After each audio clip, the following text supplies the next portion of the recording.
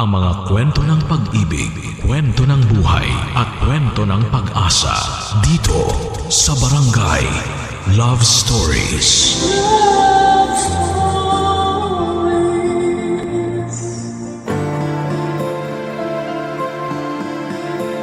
Hindi masamang manabik sa mga bagay, lalo na kung noon pa lang natin yon naranasan. Pero kung paulit-ulit tayong magiging sabik sa paggawa ng mali, ay dapat lang natin yung tingilan. Ikaw, kabarangay, meron ka bang kapanapanabik na karanasan sa buhay mo? Dear Papa Dudu, magandang araw po sa inyo at sa mga kabarangay natin na katulad kong avid listener ng Barangay Love Stories. Paborito ko na talaga kayo noon pa man. At halos napakinggan ko na karamihan sa mga istorya ninyo sa radyo at online. May iba nga na binabalik-balikan ko pa dahil sobrang ganda talaga. Kaso'y natigil na lamang yung madalas kong pagtutok sa inyo noong may pinagdaanan kami ng Mr. Kong si Rona. Masasabi ko na medyo mabigat yun, Papa Dudut, kaya naisip kong magpadala ng sulat sa inyo upang kahit papaano ay mapayuhan ninyo ako. Bago ang lahat, ay tawagin niyo na lamang po ako sa pangalang Marianin. 30 years old na ako sa ngayon at kasalukuyang work from home insurance agent.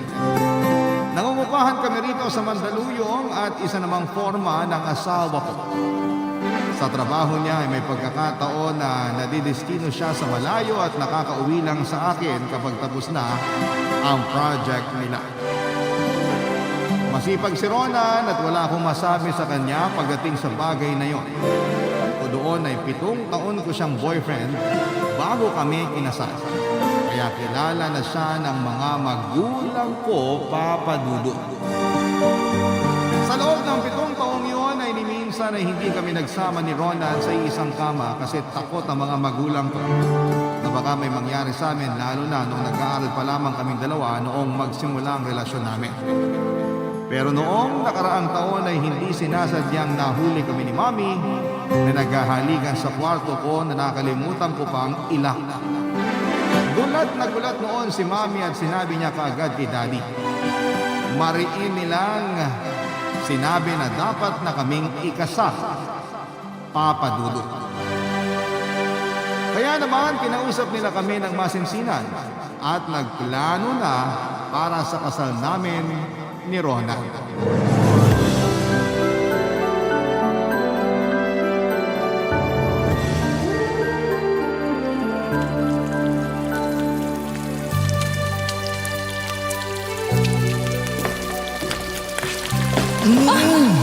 Ang bango naman ng niluluto ng mahal kong asawa. Rona naman, baka masunog tong tusino ha. Hindi yan masusunog. Halu-haluin mo lang. Marunong ka pa sa akin. Ako kaya yung nagluluto, tapos ikaw nakayakap lang sa akin. Namiss kita eh. Pagising ko, wala ka na sa tabi ko. Ano kaya yun? Ano kaya yun? Malamang bumangon na ako para makapagluto ng almusal natin. Tsaka ng baon mo, may pasok ka pa kaya? Ano ba yan? Back to work na ba ulit? Bakit? Nagre-reklamo ka? Hindi naman. Pero di ko pa kasi nasusulit yung oras na magkasama tayo eh. Bitin pa ako, babe. Bitin ka pa sa lagay na yan?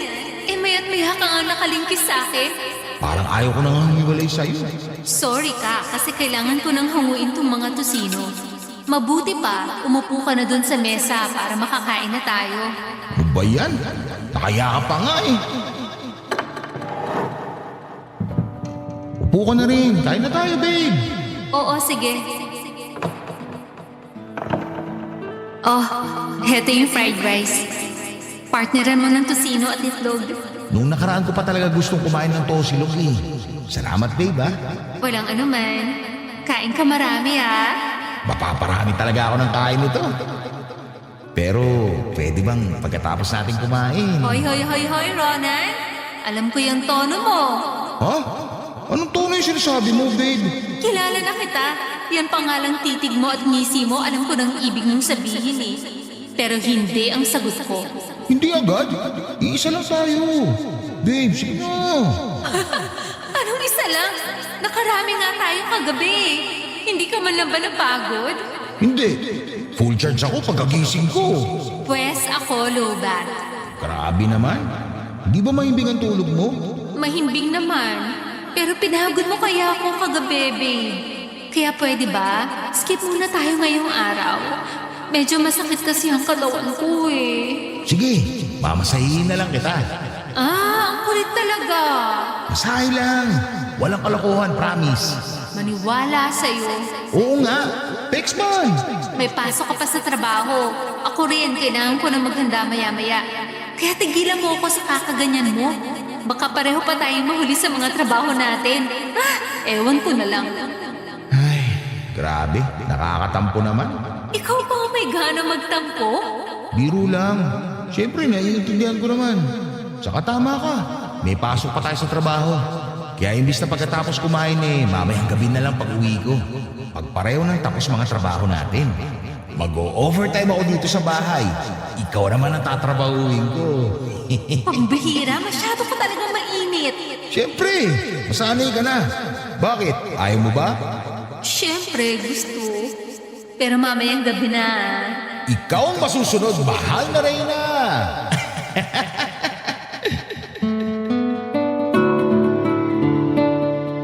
At dahil nga po sa inapuran na ng mga magulang ko ay kinasal kami ni Ronan sa Huwes pagkaraan ng 3 buwan at nagsama na kami sa iisang bubong.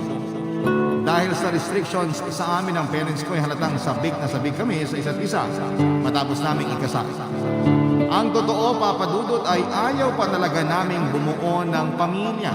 Pero gustong-gusto na naming magsama sa iisang bubong. At hindi yon mangyayari kung hindi kami ikakasal. Makalumang tao kasi ang parents ko hanggang ngayon ay naniniwala pa rin sila na kailangan munang ikasal ang lalaki at babae bago magsama. 5 buwan ang mabilis na lumipas. Masasabi kong mas lalong naging mainit ang pagsasama namin ng mister ko, lalo na pagdating sa kama. Gwapo si Ronan, kahawig niya si Arthur Surinam. Kaya lang ay madalas hadlang sa pagsasama namin yung trabaho niya. Katulad nung nadestino siya sa Ilocos Sur dahil Romeliebo siya sa isang foreman doon, kaya LDR kami ng halos 2 buwan. Pero 3 araw pa lang ay miss na namin ang isa't isa. Isang gabi matapos may mangyari sa amin ni Ronan habang nasa video chat, nabanggit niya yung pantasya niya na gustong-gusto niyang gawin namin. At yon ay ang pagkakaroon ng iba pang taong makakasama namin. Nung una ay naasiwa ako kasi bakit kami magpapasali ng ibang tao sa pinaka-intimate na bahagi ng buhay namin bilang mag-asawa. Bukod doon ay parang hindi ko masikmura na makitang may ibang kasiping ang mister ko. Pero sinabi sa akin ni Ronan na hindi raw siya titikim ng ibang babae dahil ako raw ang titikim ng ibang lalaki. Ipinaliwanag niya sa akin na wala namang magbabago sa pagsasama naming mag-asawa pagkatapos ng mga mangyayari kung sakali. Ang kaibahan lang, mas madadagdagan yung init ng relasyon namin at pananabik sa isa't isa. Dagdag pa ni Ronan na maraming mag-asawa ang pumapasok sa ganung klase ng setup, kaya hindi yun masama. Sa huli ay nakumbinsin na rin niya ako, kaya nagsimula na kaming kumausap ng mga lalaki na pwede naming makasama. Doon namin nakilala ang isang lalaki na itago na lang natin sa pangalang Drake. Single, maayos ang trabaho at naghahanap lang ng thrill sa buhay niya, Papa Dudut.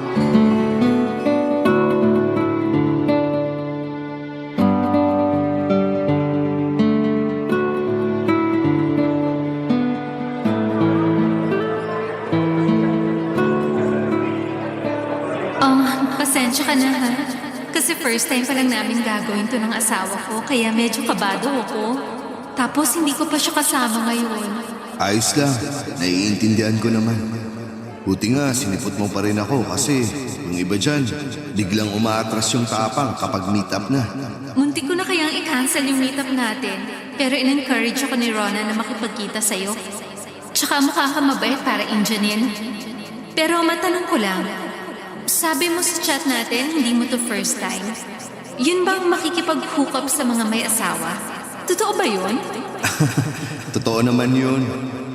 Pero siguro, 3 beses ko palang tong gagawin. Busy din kasi ako sa trabaho. Pero sure ka ba wala kang girlfriend? Oo naman. Mahirap na, baka kasi maging komplikado pa. Baka mamaya ayaw niya yung ginagawa ko. Ako rin naman nung una ayoko. Pero mapilit yung mister ko eh. Gustong gusto raw niya talagang subukan namin. Wala namang kaso yun kasi may iba rin akong kilalang mag-asawa na ginagawa yung bagay na to. Yung isa pa nga dun, niyaya na ako. Hindi lang ako moo. Kasi ayokong pumatong sa mga kakilala ko. Gusto ko yung katulad yun ni Ronan. Yung bang ngayon ko palang nakilala. Sa bagay, parang ang awkward naman nun kung kakilala mo tapos magkikita kayo para gumimik. Oo, pero depende naman sa'yo yun. May iba kasi na patay mali siya lang pagkatapos. Kumbaga, last lang, walang halong feelings. Kaya ayos lang sa kanila. Pero kanya-kanya namang trip yun. Kumusta na pakiramdam mo ngayon? Kabado ka pa rin ba? Oo eh. Hindi ko kasi alam kung tama ba itong gagawin namin ni Ronan. Sigurado namang napag-usapan niyo na to ng masinsinan, tama? Oo. At pumayag naman ako. Pero kasi parang nakokonsensya ako. Hindi ba ako maruming babae kung magpapagalaw ako sa hindi ko asawa? Depende sa paniniwala mo yun. Pero para sa akin, hindi naman. Lalo na't may consent ka naman sa asawa mo. Isa pa, wala namang mamamagitan sa atin. Kumbaga, kayo pa rin ni Ronan yung mag-asawa. Tayo, wala lang. Minsan lang magkakasama sa kama. May punto ka. Pero hindi ko pa rin mapigilang kabahan eh. Ayos lang yan. Huwag mo na lang munang isipin yung bagay na yon para makapag-relax ka. Madaling sabihin, mahirap gawin. O sige, ganito na lang. Tanungin mo ako. Kahit ano lang, para malibang ka at para di ka nakabahan. Matagal ka na bang pumupunta rito sa cafe na to? Medyo, paborito ko tong cafe na to eh. Ganda ng taste mo ah. Kasi ang sarap ng coffee nila. Mahilig ka rin ba sa kape? Oo. Kaya lang hindi ko naman mayaya si Ronan sa ganitong mga lugar. Kasi hindi siya mahilig sa kape. At sabi niya, puro raw matatamis yung tinitinda sa mga coffee shop. Saan kayo madalas nagde-date? Sa paborito niyang Korean restaurant. Kaso hindi ko naman hilig yung mga pagkain Koreano. Yung iba kasi doon maanghang. Tapos masyadong matapang yung lasa. Kaya ayoko. Tsaka nahihilo ko sa dami ng mangkok sa mesa. Talaga? Pero sumasama pa rin ako kay Ronan. Kasi nga na-enjoy niya yung pagkain. Kaya lang nakakatampo. Kasi pag ako yung nagyayaya, ayaw niya. Oo nga. Kung ako yung asawa mo, sasamahan pa rin kita kasi sinamahan mo nga ako kumain sa paborito kong Korean restaurant. Give and take, ika nga. Ganun naman yung mag-asawa eh. Pero hayaan mo na, baka iba-iba talaga yung tao. Mabait naman si Ronan at mahal ko siya kahit na hindi siya perpekto. Totoo rin naman yan. O sige, ako naman ang magtatanong.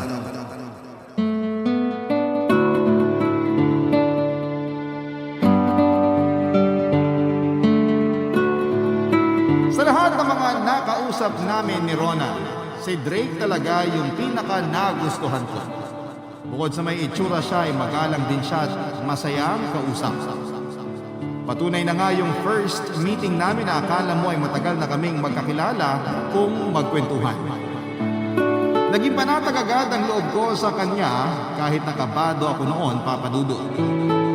Noong tapos na kaming kumain ni Drake ay chinat ko kaagad si Ronan at sinabi sa kanya ang impression ko. Natuwa ang mister ko kasi positibo ang paglalarawan ko kay Drake. Kaya sinabi niya na mag-check-in na kami sa isang motel para doon na may mangyari sa amin. Habang papunta na kami ni Drake sa motel ay bumalik yung kaba sa dibdib ko, Papa Dudut. Tulad ng inaasahan ay naramdaman niyo ni Drake kaya habang nasa sasakyan ay hinawakan niya ang kamay ko at sinimulang imasahe. Napangiti naman ako at kumalma, lalo na nung sinabi niyang huwag ako mag-overthink. Sa halip ay enjoy ko na lamang yung mangyayari sa amin.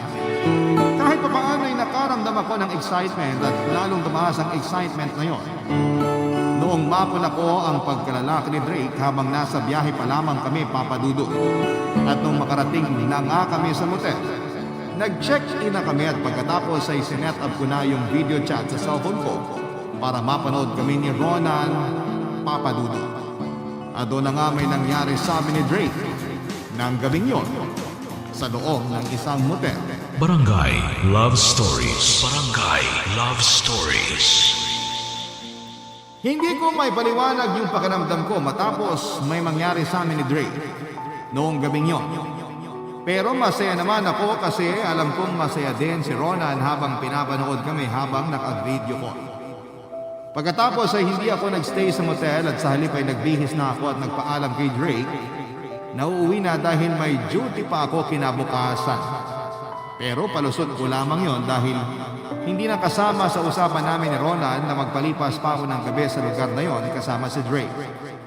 Mabuti na lang at marami pa ring masasakyan sa labas ng motel.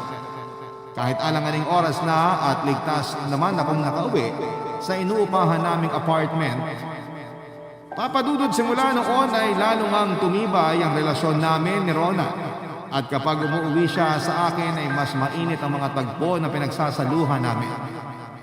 May nangyari na rin sa aming tatlo kasama si Drake at masasabi ko na pareho namin yung nagustuhan ni Ronan, papadudod. Pero dahil sa demand ng trabaho niya ay hindi ko siya madalas makasama. Kaya kapag inaatake ako ng pagnanasa ay nagsasabi ako sa mister ko na gusto kong may mangyari sa amin ni Drake. Siyempre, nandun pa rin yung dapat manonood siya sa amin ng live. Nung una ay naiilang pa ako na may nakatutok na kamera sa amin pero nakasanayan ko na lamang hanggang sa hinahanap-hanap ko na nga lang, papadudod.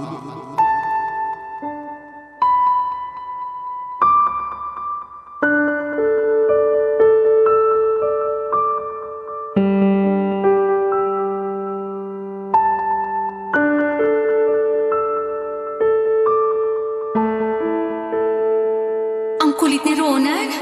Gusto niya na agad akong umuwi. Alanganing oras na ho.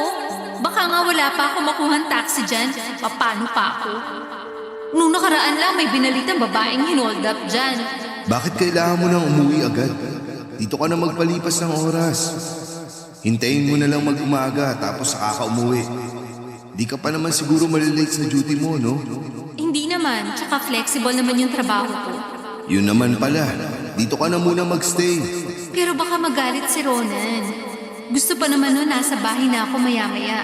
E di wag mong sabihin para di niya malaman. Magpalusot ka na lang pag tinanong ka. Saka sobra naman siya kung pipilitin ka niyang umuwi mapanganib nga. Buti ka pa naiintindihan mo ko. Tsaka concern ka sa kalagayan ko. Hindi naman mahirap gawin yun. Lalo na kung mag-asawa kayo. Kaya lang kahit mag-asawa na kami ni Ronan, hindi siya ganyan sa akin. Siguro kaya gusto niya na akong umuwi kasi ayaw niya tayo magkaroon ng extra time together. Siloso kasi yun. Baliw ba siya? Kung seloso siya, sana hindi siya pumasok sa ganitong setup. Ewan ko ba dun? Sa aming dalawa siya naman tumapilit na subukan daw namin gawin yung pantasya niya. Nung una nga ayoko. Tapos ngayon pumayag na ako, saka siya aarte ng ganyan. Minsan sakit talaga siya sa ulo. Sorry pero parang may side yung asawa mo. Di ko alam na ganyan pala siya. Pinakaayaw ko pa naman sa lahat yung pinagseselosan. Kasi wala naman akong ginagawang masama. Wala naman talaga. Masyado lang marisosyo si Ronan. Hayaan mo na nga, huwag na natin siyang pag-usapan. Baka masira lang yung moment natin. Ang saya-saya pa naman natin kanina. Ibig bang sabihin yan, hindi ka na uuwi? Hindi na. Bahala na kung anong sasabihin ko kay Ronan mamaya. Basta dito lang ako. Ikaw ba? Uuwi ka na? Gusto mo na ba akong umuwi? Siyempre hindi. Pero ano? Pero may iba akong gusto. Parang alam ko na kung anong gusto mo base sa mga tingin at ngiti mo Grabe ka naman sa akin. Ganun na ba ako kahalata? Medyo, pero ayaw mo ba? Siyempre, gusto. Yun naman pala Ano pang hinihintay mo? Tara na, tumabi ka na sa akin. Sandali. Parang gusto ko muna maligo para fresh naman ako. Masyado mo kung pinagod kanina Huwag ka nang maligo. Mamaya na lang pagkatapos natin. Kung gusto mo, samahan mo na lang ako maligo. Sige, gusto ko yan. Hindi ko ina-expect yung comfort sa mga salita ni Drake pero naramdaman ko yon ng gabing yon. Aaminin ko na naging panatag ako at ligtas sa piling niya kahit na malayo ang asawa ko. Hinatid ako ni Drake malapit sa apartment namin makalipas ang 6 na oras. Sinabi ko na lamang kay Ronan na hindi na ako nakapag-update sa kanya noong nakauwi ako sa bahay dahil lobat na ako at antok na antok. Naniwala naman sa akin ang mister ko kaya hindi na siya masyadong nag-alala na hindi ko sinunod ang gusto niyang gawin ko pagkatapos na may mangyari sa amin ni Drake, Papa Dudut. Simula nga noon ay naging regular na ang komunikasyon namin ni Drake. Nag-uusap kami kahit na hindi alam ni Rona. Sa katunayan, mas madalas ko pa nga siyang kausap kesa sa asawa ko. Ewan ko ba pero parang nagugustuhan ko na si Drake. Lalo na mas nakikita ko na ang malaki nilang kaibahan ng mister ko. Ayaw ko naman silang pagkumparahin pero hindi ko talaga mapigilan. Mas gentleman kasi si Drake kumpara kay Ronan sa lahat ng aspeto. Mainipin din ang mister ko. Ni hindi nga ako noon mahintay ng 5 minuto kapag nagsha-shopping ako o nag-grocery. Kaya kahit nung hindi pa kami kasal ay ayoko talaga siyang kasama na mag-mall. Bukod doon ay hindi athletic si Ronan katulad ni Drake. Kaya hindi ko rin siya sinasama kapag sumasali ako sa mga marathon kasi madali siyang mapagod at madalas na magreklamo. Naaabrido lamang ako kaya nga sobrang na-enjoy ko nakausap si Drake dahil pareho kami ng mga gusto. Kumbaga'y nagkakaintindihan kami. Simula noon ay lumalim yung feelings ko para kay Drake. Kasabay noon ang biglaang pagtaba ng relasyon namin ng mister ko, Papa Dudut.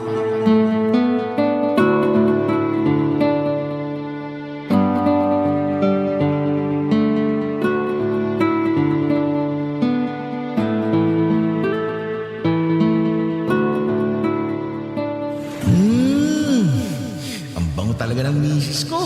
Ronan, ano ba? Ano ba? Huwag mo kasi akong lingkisin na parang ahas. Naiirita ako eh. Bakit ka naman naiirita eh? Asawa mo naman ako.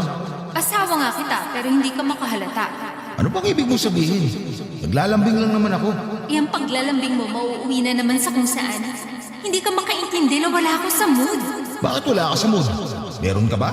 Oo, meron ako kaya wala ako sa mood. Pambihira naman. Noong mga nakaraan, wala ka rin sa mood. Eh wala ka pang regla noong mga araw na tinanggihan mo ako. Kita mo ngayon, may dalaw ka na. Sana hindi mo ako tinanggihan noong nakaraan para nakahabol man lang tayo bago ka nagkaroon. Totoo bang meron ka? O baka niloloko mo lang ako na meron para hindi mo ako mapagbigyan? Alam mo ikaw, puro na lang baka halayan yan nasa utak mo. Anong kahalayan pinagsasabi mo? Kasi lagi mo na lang akong ginagalaw. Kahit na sinabing ayoko, namimilit ka pa rin. Kapag sinabi kong pagod ako, hindi ka naman nakikinig. Minsan kahit mahimbing ang tulog ko, nangangalabit ka eh. Eh bakit ngayon nagre-reklamo ka na? Dati naman ayos lang sa'yo. Basta, ayaw lang kita makatabi sa kama. Huwag mo rin akong hahawakan at hahalikan. May iba ka nang gustong hawakan na talikan, ganun ba? Ano? Anong ano? Tanong ko, sagutin mo. May ibang lalaki ka na, ano? Wala akong ibang lalaki. Kung wala, bakit todo iwas ka sa akin? Baka nakakalimutan mo. Asawa mo ako. May karapatan ako sa'yo at dyan sa katawan mo. Asawa mo lang ako pero hindi mo ako mag-aari. Ang kapal naman ng mukha mong sabihin sa akin yan. Hindi mo na ako narespeto. Kasi kung may respeto ka sa akin, hindi mo ako tatratuhin ng ganyan. Napakabastos mo. Kahit na ano pang sabihin mo, hindi ako naniniwala na wala kang iba. Kasi kung wala, hindi ka mag-iinarte ng ganyan. Kilala kita, Maria Lynn. Alam ko kapag nagsisinungaling ka. Kaya sabihin mo na yung totoo. O sige, sasabihin ko na. Total, gusto mo namang malaman, di ba? Sinong lalaki mo? Sino pa nga ba? Eh di si Drake? Walang hiya ka? Pasensya ka na, babe. Hindi ko sinasadya. Ikaw ang walang hiya sa ating dalawa kasi sinaktan mo ako, Ronan. Huwag mo ako matatawag na babe kasi galit ako sa'yo. Kung pa may karapatang magalit sa akin, ikaw na nga itong may iba. Hindi pa kami ni Drake pero nagugustuhan ko na siya. Pero paano nangyari yun? Siguro kasi dahil mas mabait at mas caring si Drake kesa sa'yo. Nire-respeto niya ako. Hindi niya ako pinipilit kapag ayoko. Pero ikaw, kabaliktaran ka niya. Bidang-bida si Drake sa'yo ah. Ipapaalala ko lang na extra lang siya sa relasyon natin. Ako may karapatan sa'yo. Asawa kita. Asawa mo nga ako pero hindi ko naman yun nararamdaman. Anong sinasabi mo? Hindi mo maramdaman. Hindi ako nagpapalusot. Ngayon na sinabi ko na yung totoo, hindi ka pa rin naniniwala. Bahala ka sa buhay mo. Paniwalaan mo kung anong gusto mong paniwalaan. Diyan ka na. Oh, saan pupunta? Marialyn, bumalik ka dito! Ayaw kita makatabi sa kama. Galit ako sa iyo, Ronan. Hindi yun ang unang beses na pinagbuhatan ako ng kamay ni Ronan. Nung hindi pa kami mag-asawa ay madalas na niya akong hinahampas kapag napipikon siya o napoprostrate. Pero akala ko ay normal lamang yon kaya hindi ko na pinapansin. Pero matapos niya akong sampalin ng gabing yon ay nakalimutan ko bigla na asawa ko pala siya. Dahil galit na galit ako sa kanya. At dala nga ng bugso ng damdamin ay umalis ako sa apartment namin at hindi na nagpapigil pa sa kanya. Sa bagay, hindi rin naman niya ako pinigilan dahil mas mataas pa sa kanya ang pride niya. Ayokong umuwi sa amin ang gabing yon dahil ayokong malaman ng parents ko ang tungkol sa away naming mag-asawa. Pero ayoko rin namang mag-check-in sa hotel ng mag-isa lamang. Doon ko na nga naisip na kontakin si Drake at masaya ako dahil kahit hating gabi na, ay sinagot pa rin niya ang tawag ko. Sinabi ko sa kanya ang sitwasyon ko at ramdam ko sa boses niya na alalang-alala siya. Pinayuhan niya ako na manatili sa isang 24 hours fast food chain at doon niya ako susunduin. Pagkalipas nga ng 25 minutes ay dumating na nga si Drake at sumama na ako sa condo unit niya. Nang gabing yun, Papa Dudut. Barangay Love Stories. Barangay Love Stories. Papa Dudut na natili ako sa condo ni Drake ng 3 araw at 4 na gabi. At sa loob ng mga panahong yon ay walang sawa kong kinokontak ni Ronan. Pero ni minsan ay hindi ko siya kinausap dahil galit pa rin ako sa kanya. Malungkot pa rin ako sa ginawa niya sa akin kasi kahit kailan ay hindi ko naranasang pagbuhatan ng kamay ng mga magulang ko. Tapos ay gagawin lang niya sa akin yun. Doon ako nakaramdam ng matinding pagsisisi na pumayag akong magpakasal sa kanya. Kung mas nakilala ko pa sana siya ng gusto ay baka na-realize ko na ayoko pala siyang mapangasawa. Nang mga panahong yun ay alam kong may nararamdaman na ako kay Drake.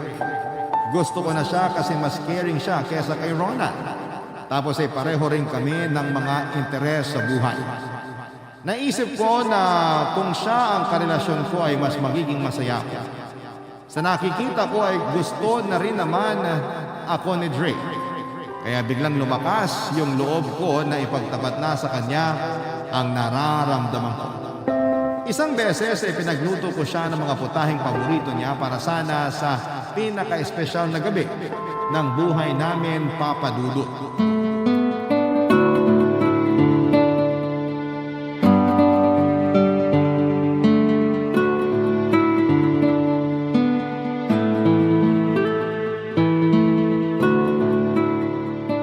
Wow! Minsan ko lang sinabi sa'yo na gusto ko ng bulalo. Pinagluto mo na ako. At kuwang-kuwa mo pa yung luto ng mama ko. Bigla ako tuloy siyang na-miss. Masaya ako na gustuhan mo yung luto ko. Ang totoo, niluto ko yan na punong-puno ng pagmamahal. Kaya naman pala masarap. At hindi lang yan. Pinag-bake din kita ng chocolate chip cookies. Sorry pala kasi ginalaw ko na yung mga ingredients mo tsaka yung oven. Nakita ko kasi na may mga pang-bake ka sa cabinet eh. Medyo marami pa yung laman, tsaka may iba pa nga na hindi pa nabuksan. Okay lang naman kesa ma-expire. Binili ko yun last month kasi sabi ko gusto kong matutong mag-bake. Kaso tinamad na ako kasi ang hirap pala. Naisip ko na dapat siguro kumuha ako ng baking class. Kasi doon pa lang sa pag-measure ng mga sangkap, medyo dehado na ako. Sandali, paano ka natutong mag-bake? Tinuturuan ako ng mami ko. Nagbe-bake kasi siya ng mga goodies na lagi niyang pinag-giveaway sa mga katrabaho ni Daddy kapag may event sa company nila. Hindi na ako magtataka kung masarap yung mga cookies na binake mo. Para nag-worry tuloy ako. Bakit naman? Paano kung hindi pala masarap? Eh di napahiya ko na si mami niyan.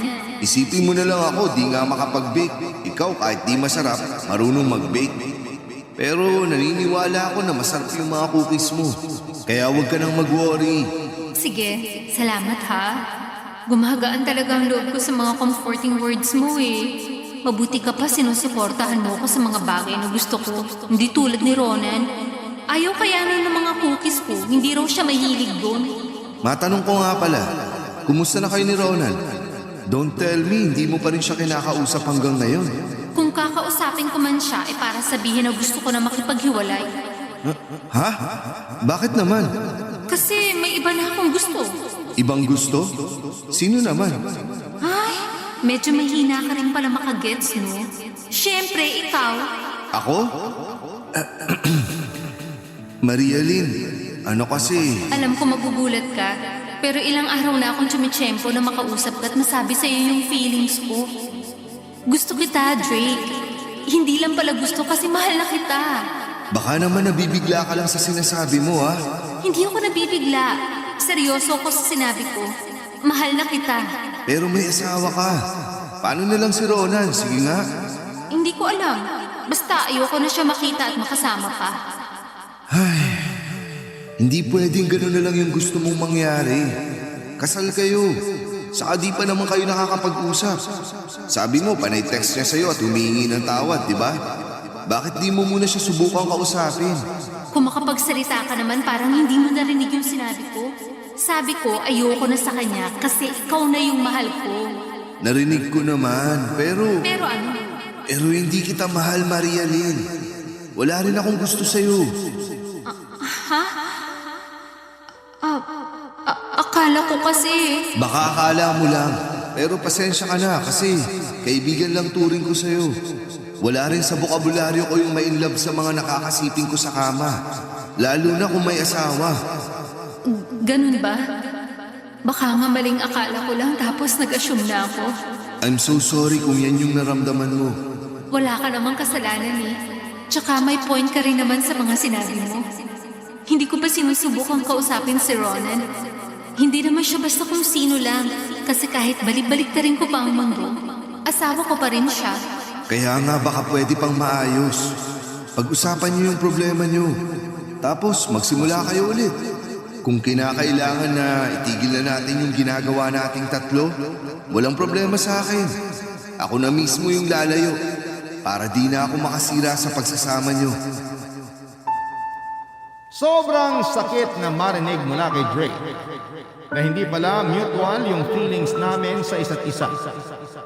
Ako lang pala yung nag-assume na gusto niya rin ako. Akala ko kasi kahit man lang kaunti ay lumalim na ang nararamdaman niya para sa akin. Pero matapos ngang linawin ni Drake na ayaw niyang mamagitan sa amin ni Rona, ay na-realize ko ang mga kagagahan ko. Doon ako nahiya sa sarili ko matapos bumalik sa akin na kasal na pala ako.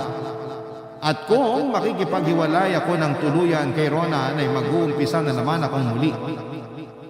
Bukod doon ay siguradong pagagalitan ako ng parents ko kung hihiwalayan ko si Rona. Gigisahin nila ako at pipilitin nilang alamin ang totoong dahilan ng hiwalayan. Ayoko malaman ng mga magulang ko ang kabalbalang ginawa naming mag-asawa. Kasama ang ibang lalaki. Kaya hindi ako nagkatubiling ayusin namin ni Rona ng gusot sa aming relasyon. Na-appreciate ko lahat ng mga sinabi at pinayo sa akin ni Drake, Papa Dudu. Nakakatuwa kasing meron pa rin palang mabubuting tao na katulad niya. Malaki ang pasasalamat ko kay Drake dahil naging kaibigan ko siya sa maiksing panahon ng aming pagkakakilala. Kaya nga bilang pagsunod sa gusto niyang gawin ko, kinausap ko na si Ronan at ipinagtapat ko na sa kanya na nakituloy ako kay Drake pero wala namang nangyari sa amin ng mga panahong yun. Naniwala sa akin si Ronan at hindi na rin siya nagalit sa akin kasi alam niya na may kasalanan din siya kung bakit muntik na kaming magkahiwalay, Papa Dudut. Sinubukan ulit naming ayusin ang aming relasyon.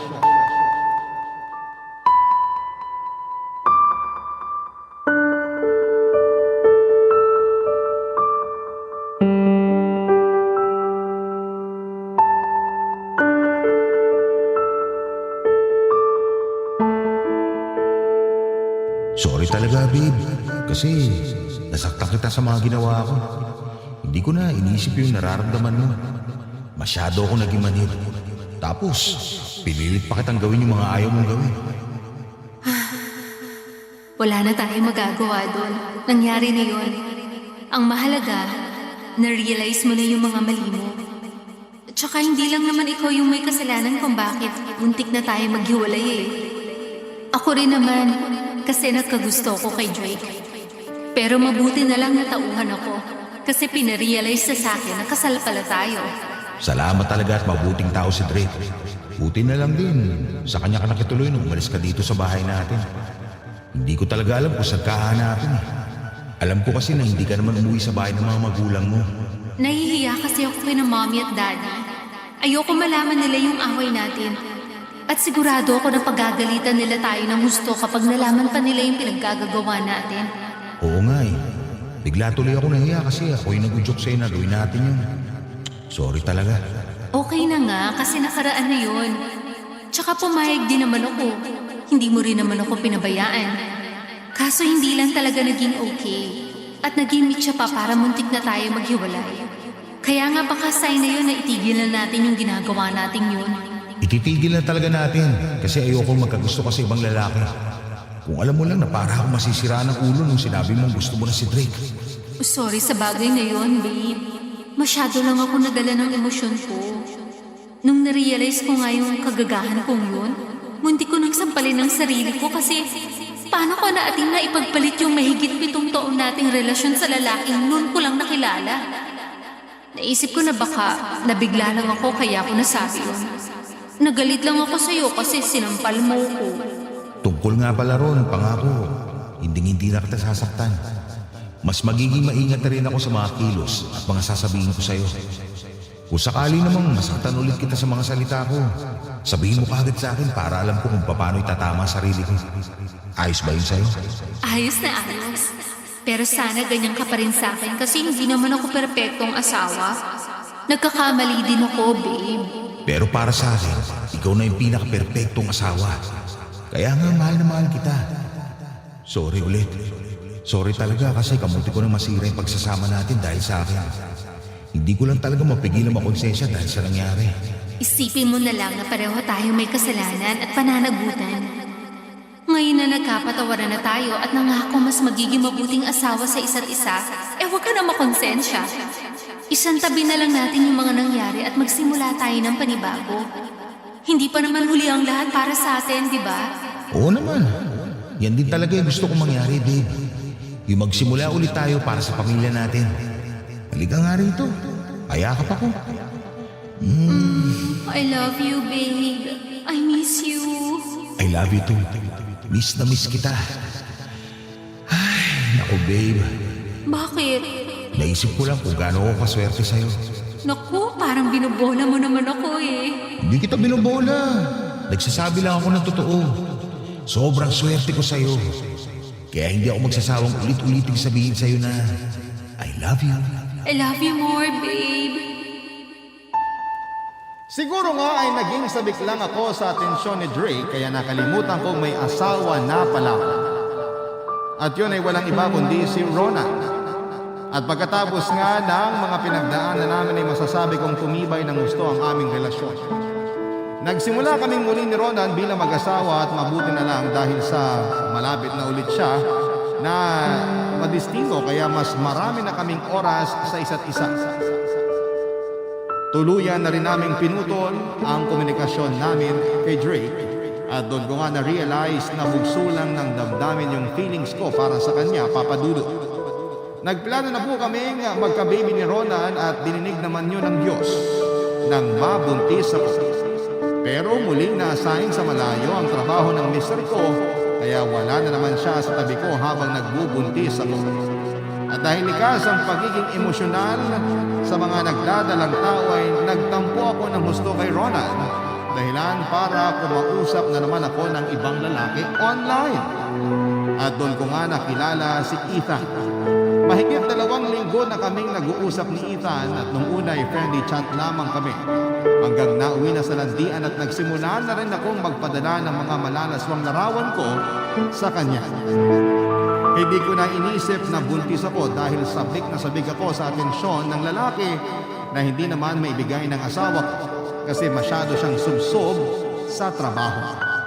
Pero aaminin kong nakukonsensya na ako, Papa Dudut, lalo't kitang-kita ko ang pagmamahal sa mga mata ni Ronan pag magkausap kami sa video call. Lagi niyang sinasabi na hindi na siya makapaghintay na makauwi sa amin para makapiling ako at ang baby sa sinapupunan ko.